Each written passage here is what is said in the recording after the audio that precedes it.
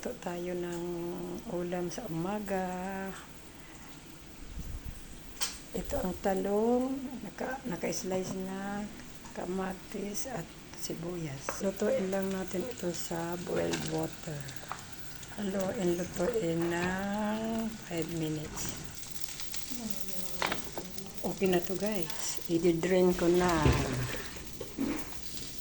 Gawa tayo ensalada. Ito, sugar. May suka na ito.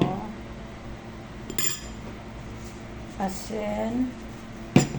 Kalamansi ito guys. Piniga ko na. Masayang kalamansi. Pigain mo, ilagay sa freezer. Pag ginamit mo, okay na. Isang kutsara na kalamansi. Halo-halo na guys. Talong. Mate, sibuyas. Lagyan. Haluin. Ayan, okay na yan. Lagyan natin bagoong para masarap. Partner natin, ito, bagay partner, longganisa. Tapos na guys. Thank you for watching. Like and share.